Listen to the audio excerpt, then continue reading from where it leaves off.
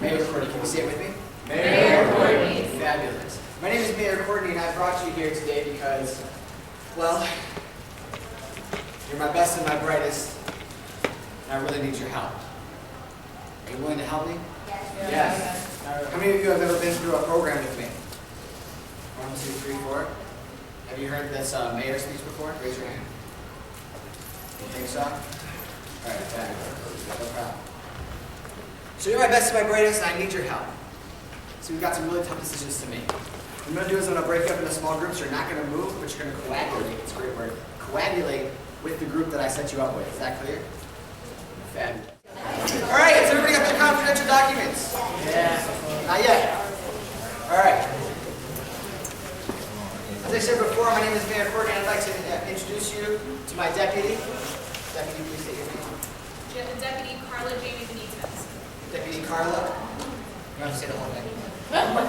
Deputy Carla will be helping me during this process, right? Like I said, there's been a terrible disaster, and we've got some really important decisions to make. Inside your envelopes are some very important confidential information, so I'd like you to share it with your group and your group alone, all right? You will have 5 minutes to make a decision. You see, there's been a flood. There are 11 people trapped on a rooftop. There's only one boat. In a moment, we'll have 5 minutes to pick 7 people to get into that boat. If you've never been through this before, and I hope that you never had, right? If you've never been through this before, I ask that you remain silent and let other people talk, right? Fabulous. 5 minutes. During that time, you cannot ask me or Carla any questions. Is that clear? Good. Your time starts now. You all hear me? Fabulous. Now, this is a precarious situation in order for which you do that, so I want to thank you for your cooperation. Give yourselves credit.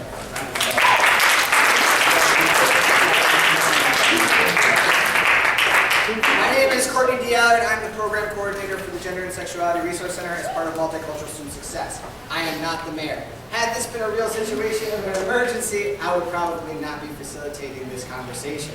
However, I do want to thank you for playing along with me. This is a real pocket watch, though. Thank you very much. In my free time, I'm a watchmaker. All right, so we're going to move you through this as fast as possible because we do have a very large amount of information to go through in a very short period of time. But we hope that this has kind of sparked some of your conversation. And what I want you to do is I don't want you to share your votes. I get the privilege of doing this program all over the world. I've done it hundreds of times in rooms of 200 or more during dinner with cooking plates. It was awesome. It was a good time. This is probably one of the ones I'm going to put on my list of times that I did it. I'm not going to ask you to share your votes, right? I've done this in groups of 5 or less. But either way, what I'm going to do today, and if you all want to turn your chairs back around so you can, or else you're going to be straining your neck, it's not going to be as much fun as you think it will be. What I am going to do is share with you some of the rhetoric I hear all over the world. Are you ready? Yeah. All right. Let's start with my favorite. They're all my favorite, but let's start with my favorite. The black pregnant woman. The black pregnant woman gets on the boat.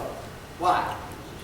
Pregnant. She's pregnant, right? It's 2 for 1. I said we're going to have 7, and she's like 7.5. You know how far along you thought she was, right? So you get an extra person on the boat.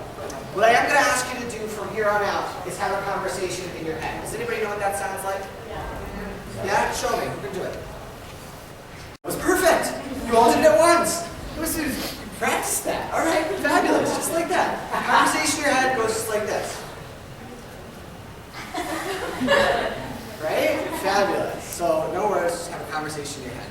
Black pregnant woman gets on the boat, but she's 2 for 1. We always like to get around her. The priest.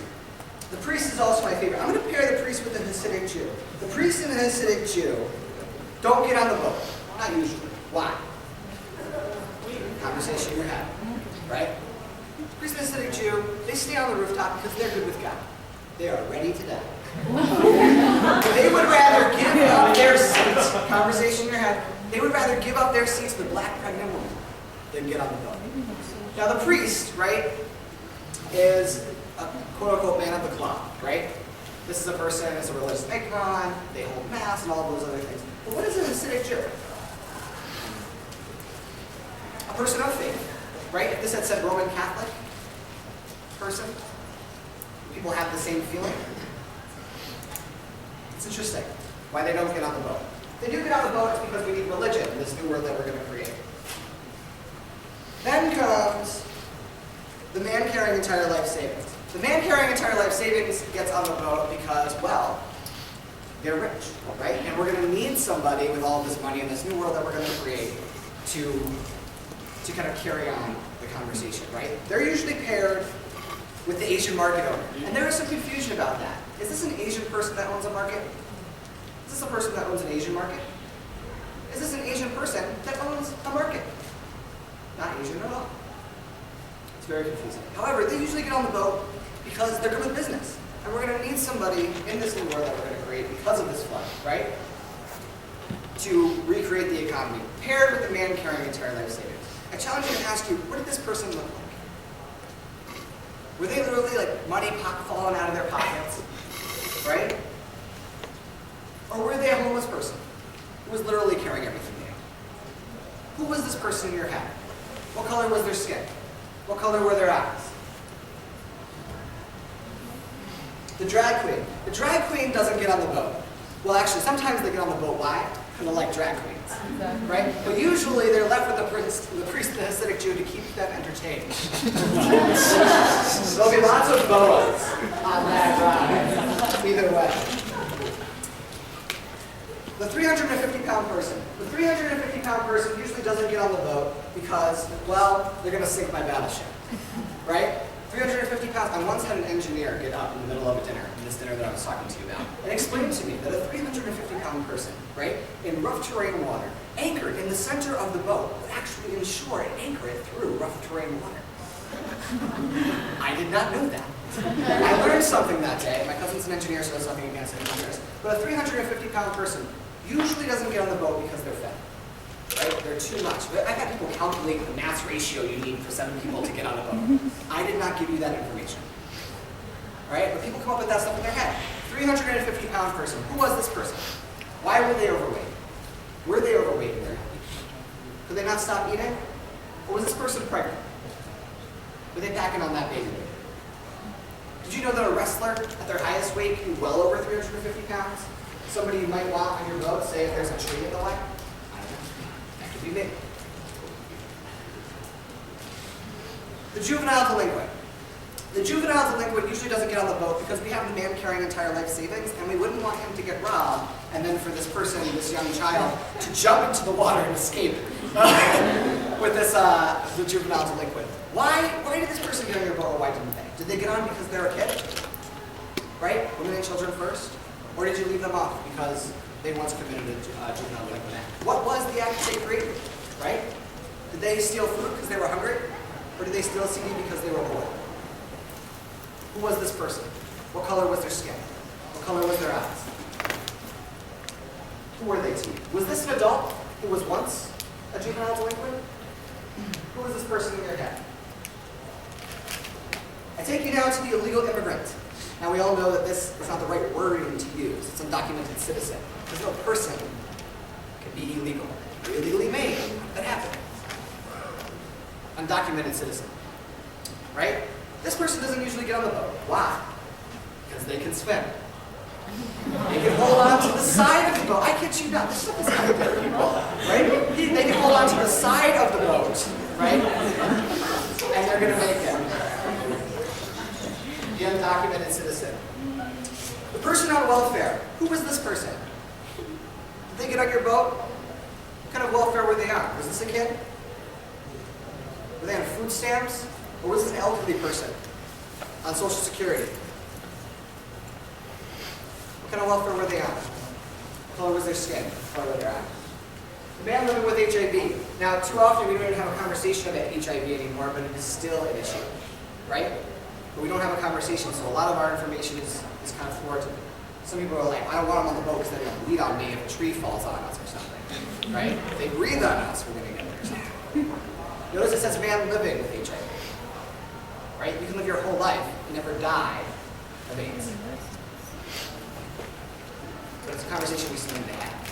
Now I share this with you and I share you national rhetoric. I don't care what you said in your group, right? Positive or negative. This is what I hear all over the nation. Which means that if it's out there, guess what? It's in here. It's inside of us. It's information that we're getting from wherever, right? The issue is not the decision you make or the decision anybody else made, right? It's what we bring into that decision-making process.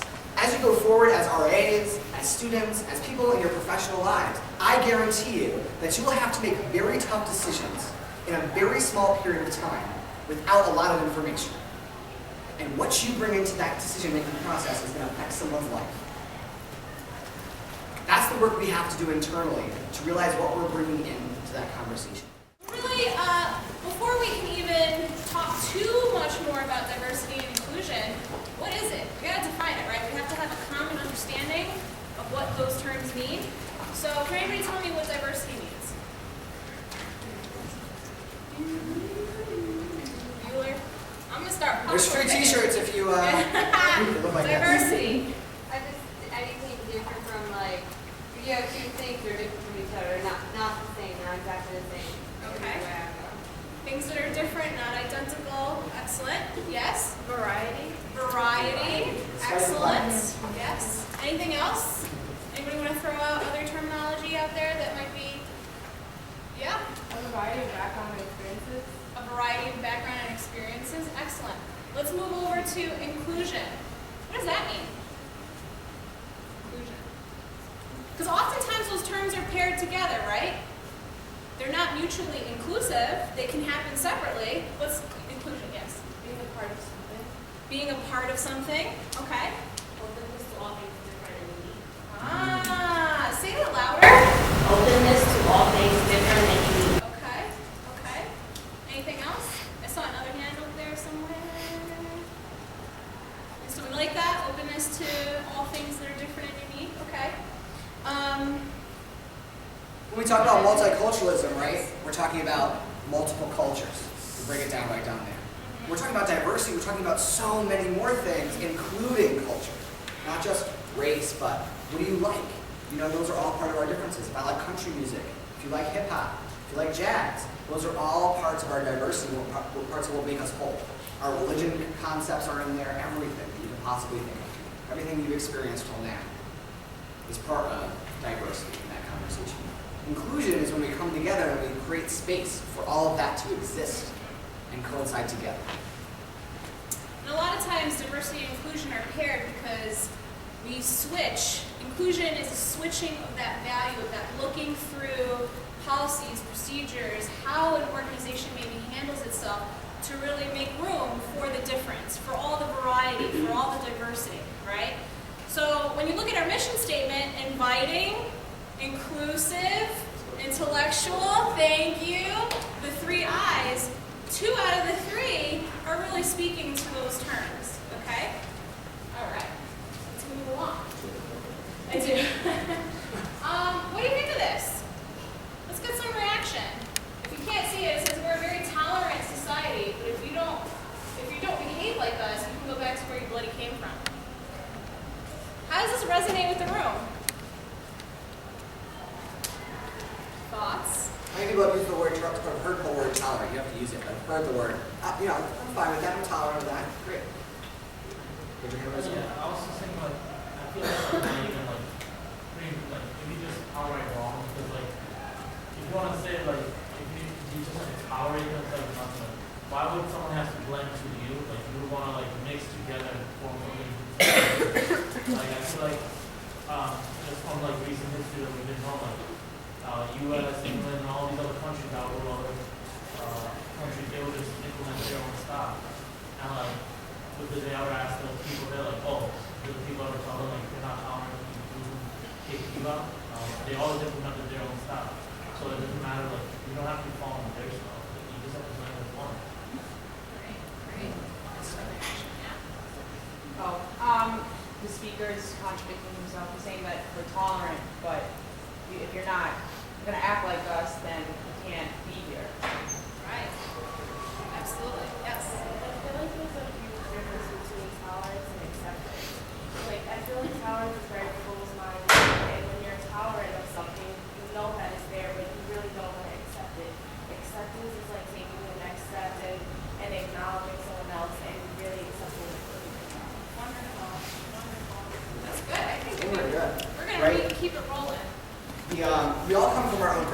So they're always going to be something that kind of challenges our experience because guess what? We haven't experienced anything.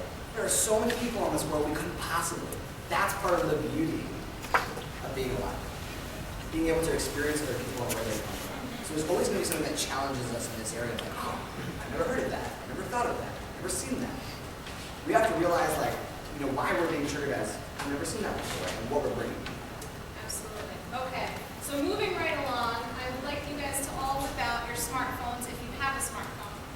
And this isn't going for me? Okay, so it's, how well do you think you know your own community? We're going to do a little pop quiz. It's anonymous, okay, so don't worry too much. What percentage of people attending UAlbany identify as Black or African American? We've got the different percentages here, 5, 33, 20, and 13. Enter your vote in what you think is correct. I think it doesn't do it. Oh, it's doing it. Send it out? Yes, send it out. Look at that live poll feeling. We have 27 results. I can there's more than 27 here. Yeah, you just send it. 40. That's good. Oh, it's gone. Yeah, you're the best. I started that when I did. So we've got people saying, all right, you guys want to know what the correct answer is? 13%. What percentage of people attending UAlbany identify as Hispanic or Latino? Hispanic/Latino. Enter your answers now. Exciting. Try the answer. Yeah, I'll probably say it. There you go. 7 people a poll. 34 people. We got 6. All right, you hit it. Guess what? The correct answer is 12%. So here we go. What percentage of people attending UAlbany identify as Asian?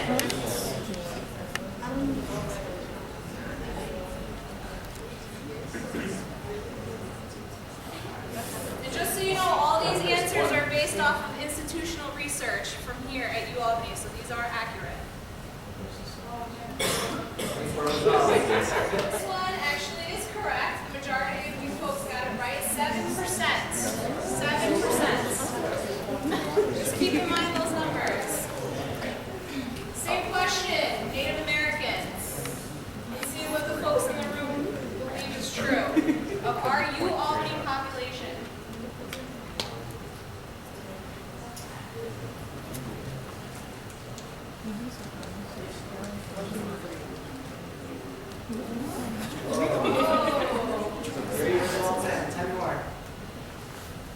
All right, and that is also accurate. It's only 0.3%. 0.3%. All right, next question. What percentage of people attending UAlbany identify as female? Go.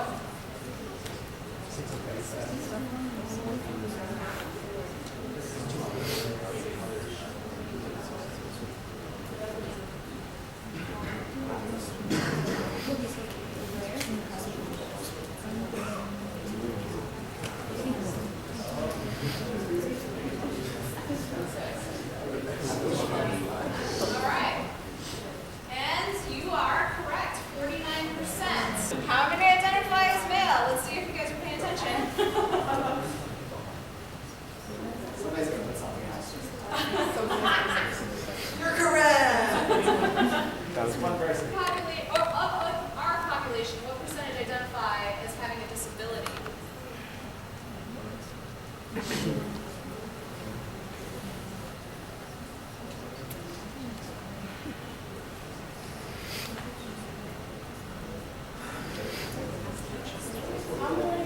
Tell you what. I don't know who's gonna take it home. We got a couple more. All right. And you know what? 11% is the correct answer. 11%. So, of the student population at UAlbany, the majority of students come from what geographic area? Type it in. Let's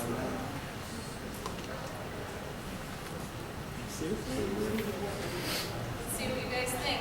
What you believe is true. Don't see. Long Island.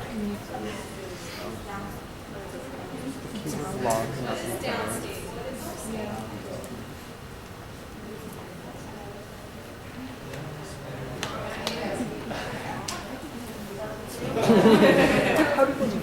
Did you say that twice?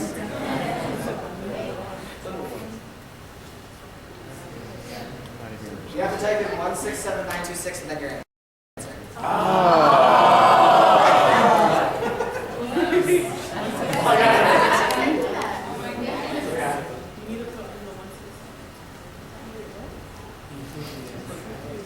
I appreciated the group like, that's an epiphany, that was an aha moment.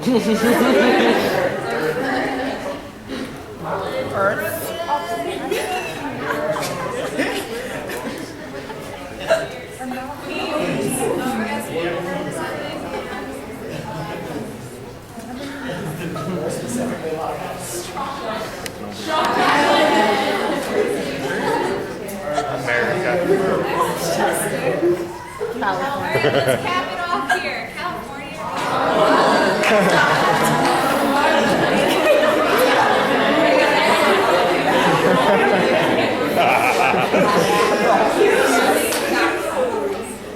right, I'm just gonna move it to the next one, otherwise you guys are gonna still. What's the answer? So, here we go. Keep your listening ears open. New York City and Long Island comprise 40.2% of the population attending U Albany. So that is the greatest population. The capital district is 27%. Other, meaning other in New York State, is 32%. And then you've got a sprinkling all over the place. So, international, 3.8%. International, 3.8%. All right, next question. I see you guys are already starting to populate this. Thank you. Undergraduate population.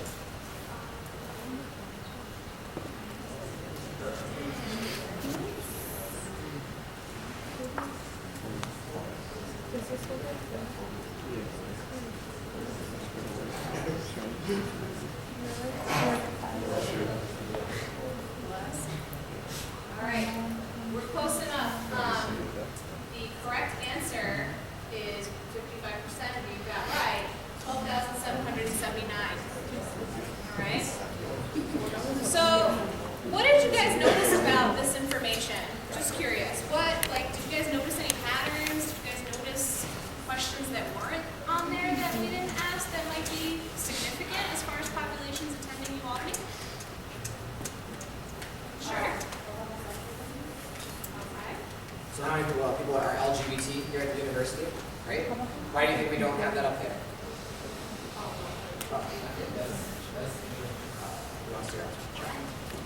I think some people are ready to identify still. Thus, we don't know what really impact is.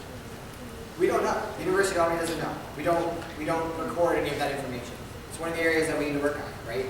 That we don't know a population that is here. We have statistics on everybody else. We don't have statistics on this population that we know is here at the University of Albany for a long time, right? So it's an important piece of the data that we're missing because it's not put in our data collection process.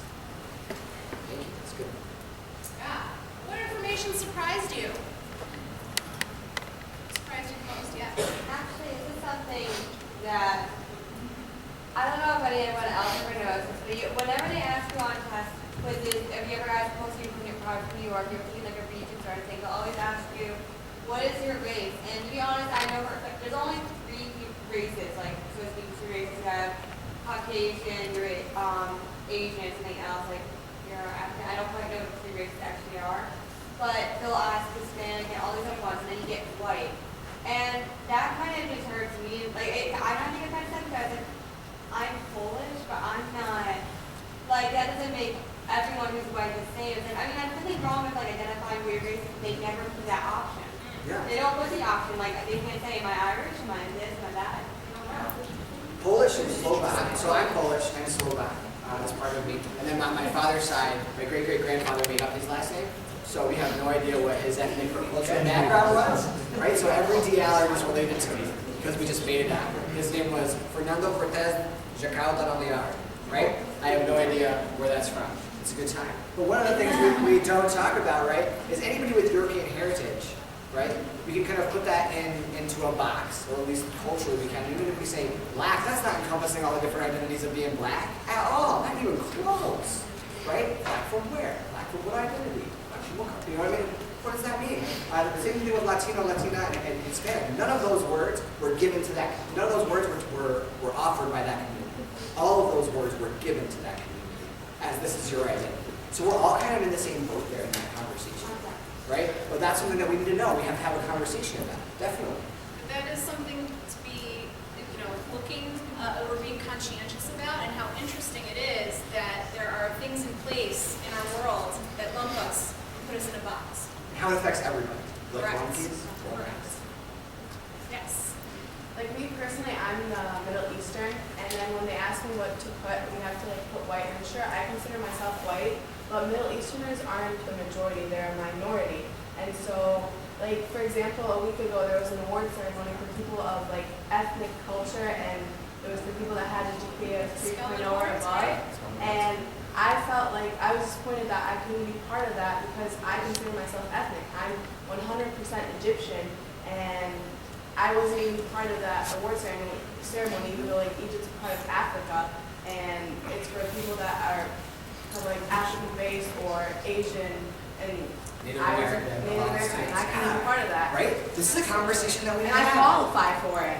We all need to have that conversation, right? Not just as students, but also at a university level. So All right, Ray brings some we great are, stuff. and we're getting away a little bit from some of the other stuff that we want to do, but just keep those things in mind, right? Keep why we're asking you these questions. What are maybe some things that you can take away from just thinking through the population that you're serving, and then some of the other stuff that we're going to be bringing up, okay? Because all these things affect your experience here, right? Now, whether or not you feel included in your identity and all of those reasons. Fabulous. All right. You're in that vein with us. Absolutely. So we got some case studies, because what are you going to do with the information, right? If the student has an issue, and now you know what diversity means and how it might relate to different people's experiences, what are you going to do to calm that student down that might be upset? All right, so we've got a case study here called cross-cultural miscommunication. Can everybody hear me? Because I know not everybody can see the board, so I'm going to read this one out loud. Courtney will do the next one. We're going to have discussion, okay? I'm going to read fast, so hopefully you can follow. Scott had always wanted to attend the University at Albany and was thrilled when he was granted admission. He moved in the first day the residence halls opened and was primed for what he envisioned would be the ultimate college experience. His roommate had not arrived, but he was eager to meet the person who he hoped would become one of his closest friends. Aww. The day after he moved in, Scott returned to his room and discovered a young man who introduced himself as Muhammad. The man proceeded to tell Scott that he was 21 and a citizen of Iran. He came to the U.S. on a scholarship from his government to study engineering. He had been married since he was 18, and he plans to study alone in the United States for a year and then bring his wife to live with him while he finished his studies. Muhammad was a strict Muslim. He prayed 5 times a day, observed all the Islamic holidays, and read the Quran each day. His English was understandable to the careful listener, but he often had difficulty. This was not the roommate Scott had envisioned he would have. He was from a small town, and he didn't know any international students. All he knew about Iran was from the television news. Much of what they reported about the political climate of the country was unfavorable. Muhammad had made friends with some other Iranian students, and when Scott returned to his room the next day, his roommate had 3 other Arab students in the room speaking Arabic. Scott didn't know what to do, where to sit, or how to fit in with these other men. By the time classes started, Scott couldn't deal with the disappointment and frustration any longer. He didn't want to cause trouble, but he didn't want a roommate. He wanted a roommate like himself, who had the same interests. He went to the RA and asked him to help to get a room change. That's going to be you guys. The residence halls were full, and no roommate request changes were allowed for 4 weeks, after which time change requests would be honored on a case-by-case basis. There were always more requests than could be accommodated. The one exception to the 4-week waiting period and priority system was a special situation petition supported by the RA and the hall director.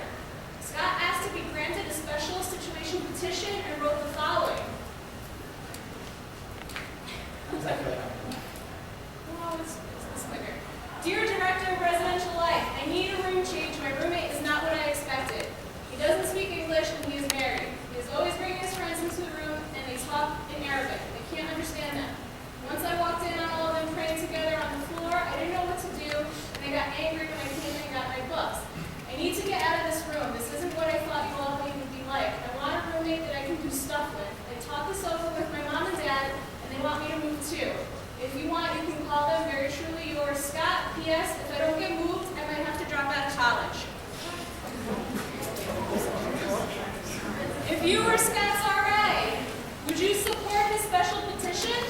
Why or why not? Yeah.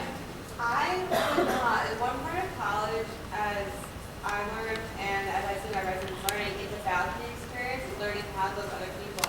You're gonna have to deal with that sometime. And honestly, if he wants to do stuff with Muhammad, maybe you should talk. Maybe you should make an effort to try it. It doesn't sound like he's making an effort to be part of the room. And I'd be like, you guys so bad. Drop out of college. Go ahead, drop out of college. See where they put you in the next college. I feel a little rough on him, but still, I don't think what he's doing is right. Interesting, yeah. Go for it. You want to choose the next person? Oh, sure. I would support it because he sounds like he feels uncomfortable. And like, I would talk to him. I wouldn't just right away do that. But I mean, if it went on for a few weeks and he feels that uncomfortable, I mean, I'm not trying to be disrespectful to anyone's religion, but I mean, if they're doing that in the room and like he walks in and they kind of give him a glare, it's his room too. So if he feels very uncomfortable and it's just not working out, he can't even be in his room with his own with any kind of comfort, then I would give him a special situation just because you don't want to make anyone's time here uncomfortable. All right, interesting. So we've got one for it, one against it. Let's hear from other people. Yes. I wouldn't support it, mainly because, okay, that is his religion and he is praying, but you can work things out with him. For example, you can tell him to pray in his room with his friends instead of out, in the common area or something. And on top of that, if you want to do things with your roommate or something, he's still a person. His religion doesn't completely define everything about him. He still likes to do things. So why don't you find something that you both like to do instead of basing your whole thing on his religion and him praying, which I think is weird. Last one. Oh, sorry. Yeah. I don't think I'd honor the special situation position, but if nothing improved over the 4-week period, then I would support it. Mainly because I don't think anyone should feel uncomfortable in college. I don't think anybody should have certain time limits to be in the room, because I know myself included, there was one time where my roommate was doing things regularly with another person, and there were periods of time where I couldn't enter the room, and it started interfering with my schoolwork, it started interfering with my schedule, and it wasn't a good day. We're going to get back to what the policy is and the company line, if you will, or what we are expecting you all to do. But I want to ask, how might you ease Scott's concerns? Because it sounds for a lot of you would probably enter into a mediation before you would just straight up switch the rooms, right? And do a room swap. Yes. I definitely think I wouldn't right off the bat tell them that I wasn't honoring it because it's really keeping all that defensive. So I kind of let them think that I was taking it into consideration. But what I was going to say is he sounds, the uncomfortability is coming out of frustration, which seems like a lack of understanding because he couldn't even explain. He gave examples of why he didn't like his room, but he couldn't explain what it did to cause him to dislike it. You know what I mean? There was this lack of understanding which causes his frustration, which made him push it to this level. And if you call your parents and it's the first year that your child's away at school and they're like, I hate my room because I'm miserable, obviously they're going to support it. So I think if I was trying to ease his concerns, I would try to ease into the conversation where I would explain to him there's a lot of cultural shock that comes into play because a lot of us see the world out of the terms and beliefs of our own culture. And so in order to kind of, I would almost tell him this is a time to broaden your horizons and kind of maybe see from other cultures. Just take the time to ask a few questions, if you have any minutes by yourself, just ask those basic questions like, why do you do this? Why do you do that? Who, what, where? Does anybody know how often a Muslim student has to pray? Go back to your room between classes. It's tough and alone because there's no space for that on campus. We do have a prayer room upstairs. There's not a lot of spaces where they can go and practice that. It needs to be done, right? So sometimes the room is our safe haven too. So there's multiple dynamics that we're bringing into this. Before we get into more responses, just consider, we won't dive into this, but just for that internal dialogue, if Muhammad was an African-American student born and raised in the United States and his friends were African-American, would you feel differently? Right? Let's see. So, what is the company line? What is it that we anticipate for you all to do? Do you guys know? I see a hand shot up right up there. Well, for me personally, what I would were to address the situation, I wouldn't treat two situations any differently.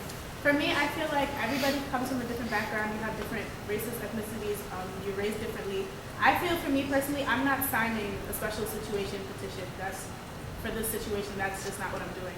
So the way I see it, you're gonna have to wait 4 weeks anyway before you can put in that room request form. So in the meantime, you might as well try to do things to get along with your roommate or try to understand one another, because it doesn't make sense to just put up that wall and not even try to open up and try to understand. Because I don't think Scott is understanding Muhammad's way of looking at it, because he doesn't speak Arabic and he's not doing things that he's doing. So imagine how Muhammad is looking at you. You look crazy too. So, so at the end of the day, he might be bringing in his friends like, yo, this crazy American guy, I don't know what he does. He don't pray, he don't do nothing. You know what I'm saying? Like, you look crazy too. So at the end of the day, maybe you guys can sit down and talk about your differences.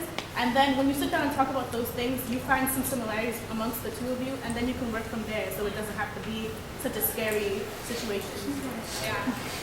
We're going to go into the second scenario, because what I'm about to say about what Res Life expects from you and what our policies are also applies to the second one. And I see we're cutting it close, and I really want to touch on the second scenario, because these are things, again, for you to consider. Courtney, you're going to have a speed round. I got it. So Seymour was starting his second year at UL, he was a good student. He studied hard and wanted to get into a good medical school when he finished. It was also his second year in the same residence hall on the same floor.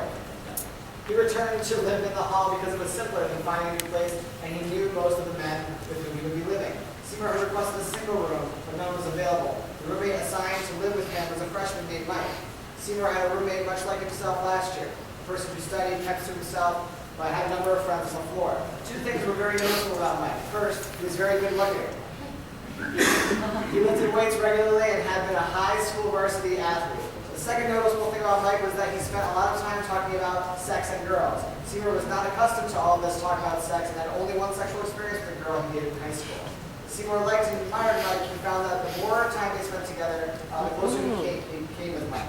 Seymour began having sexual fantasies about Mike. The more he thought about it, the more appealing the idea of having sex with another man became. One night, he got the courage to go to a local gay bar. There he met another college student who was gay, and Seymour went to the student's apartment. He had sex with another man for the first time in his life. Seymour had really mixed feelings about what happened. One night, when Seymour and Mike were talking late at night, Seymour, who trusted Mike and still harbored sexual feelings for him, told Mike about this one gay experience and that he really liked Mike. Mike was shocked and a little frightened. The conversation ended when Mike changed the subject. About an hour after Seymour was asleep, Mike left the room and went to the RA's room and awoke him. He told the RA that he had to tell something that in strict confidence. Mike relayed everything that Seymour had told him that evening. He also said that although he liked Seymour, he was afraid that Seymour might try to rape him or something. He was also afraid that Seymour might now have an STD and that he was going to catch it. Mike demanded that the RA get rid of Seymour, but he did not want Seymour to know that he told the RA this information, or that he was the one requesting that Seymour be moved. All Mike knew for sure was that he was scared of living with a gay student. Heavy stuff, right? What happens if Mike comes to you? So we have some new hands back there. As an RA, it's not really our job to solve your issues. We're supposed to kind of coax you into a position where you are able to solve your own issues, because we're all adults coming to college. So I feel as if, as an RA, I would suggest that Mike and Seymour actually sit down and have a conversation, because you can't go running behind his back. He's your roommate. He trusted you before the situation, and you trusted him. So see him as a person, and don't all of a sudden jump to conclusions because now you know a new set of information about him. Give him an opportunity to explain and actually have a conversation and see eye to eye. Sort of mediate, And that's a touchy subject, right? So Mike told Seymour told Mike in confidence, and then Mike is telling the RA in confidence, so now nobody knows what the other person knows. Right? This is going to go well. I can tell. I would say make sure to work it out, I like guys, so but it's not like if I was living with a guy, I wouldn't, try to rape him or anything. You have to put it through, you have to kind of put it through perspective, okay, so my dad, I need to say, consider a homophobe, and I don't know why, he does this thing where he thinks that every gay guy likes every guy they see, and that's not true too. But sometimes you gotta put that into perspective, again, tell him, just because he says he likes you doesn't mean he's gonna do anything. But if, he was really uncomfortable, I would say, I'm not going to do Seymour, but if you're uncomfortable, you can, request a room change, and then you can talk to maybe the RD about that, like about the situation more closely, because if he's that uncomfortable, that you shouldn't have to move Seymour, because Seymour's fine, like, he has friends on the floor, he has friends everywhere, why? I think you raise a really important thing though. So if a male and a female identified student room together, right, because we can do that now in gender inclusive housing, right, and they're just friends, but then the girl decides like, wow, I'm living with this person, I really like him, and I want to tell him my feelings. And you tell the guy, and the guy wouldn't be like, well, you got an STD or something. I gotta tell him, all right. You like me? I can't, this is weird. You would have a conversation. You would say, hey, listen, I really appreciate that you like me, but that's not how I feel about you. I want to stay friends, and I want to continue this conversation. That's a very interesting scenario. There's also a lot of assumptions in both of these scenarios, right? We're assuming in the first scenario that Scott is a white student, right? Maybe some of you were thinking that, maybe not. We're also assuming now that just because of one experience that Seymour is now gay, right? That might not be the case either. This is opening up the door to some discussion, and I wish we had more time, but I want to make sure that you guys at least know residential life's perspective and what we're expecting of you. So first off, our policy, if anybody needs a room change and they cite race, gender, ethnicity, anything that has to do with somebody's identity, we do not make exceptions. We don't say, oh, okay, you don't want to live with that, Latino person? Okay, we'll switch you. Absolutely not. We don't. So we don't make room changes based on that.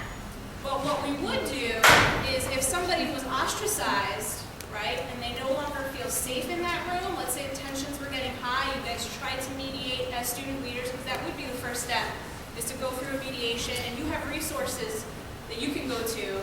Not only do you have your resident hall director, you have a liaison in the central office, which is Holly Barber Flynn, that's the LGBTQ liaison. You've got Courtney Dialler, you've got the counseling center, you've got facets of resources at your fingertips.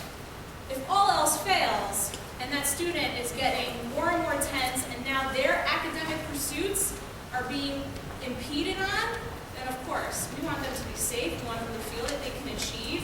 So we will facilitate a room change, but it wouldn't necessarily be the student that is, let's say, the one that's the gay student or whatever. It might be the other student. It would be for the best scenario that, we take that into consideration. So, part of the conversation is that somebody's coming to you and saying that this person is, I don't like them and I don't want to room with them. We wouldn't then come in and say, okay, well, somebody doesn't like you, we're going to move you out of your room, right? We're going to go in and say, okay, well, let's try to mediate, let's try to work this out. This is not going to work out, and you're making this other person feel bad about the issue that you had, then guess what? We're going to move you. You have the issue? Let's move you. right. And a lot of times it's about opening that discussion. So like, for instance, with Scott, with the cross-cultural miscommunication, it's about, what is it really that's bothering Scott? Is it that he doesn't know much about maybe that culture, doesn't know much about the prayer and when it happens, and now they have to kind of set some boundaries and maybe some time frames? Or is it that, he's really just limited in how he communicates with his roommate as to what his expectations are, and he wants to go out and hang out, but he just doesn't know how to really get there, because he feels that they're so far apart, right? Almost all issues are about communication, Absolutely. right? How do we have this conversation? And they're tough conversations to have. That's why you have RDs and other RAs that are your friends that you can communicate with and ask for help. Fabulous. One other really quick question that I'm going to pose to you guys is, if your hall director or other university official has knowledge that a student is transgender, do you think it's information that should be shared with you all as the RAs? Just wondering. Yes. No, you don't ask if someone's female, why you need to know I really just know about business. Perfect. That is the answer. We will not tell you unless that student wants their RA to know or people on the floor to know. But it's on the student to say, yeah, I'm comfortable sharing that. Please do, because maybe this will help me in my identity and helping educating others. Our gendered system, we don't ask people, well, we do ask people to check male or female on their boxes, right? We don't have other ones, so it's common to not know that there are transgender people out there who identify differently. But one of the issues that comes up in our gendered system is that it makes very obvious, right? Unless somebody's crossing a gender norm about who is male and female. You have to go into certain rooms or whatever else. Gender inclusive housing helps us in that way, but transgender people can be anywhere. They should be able to be anywhere on our campus.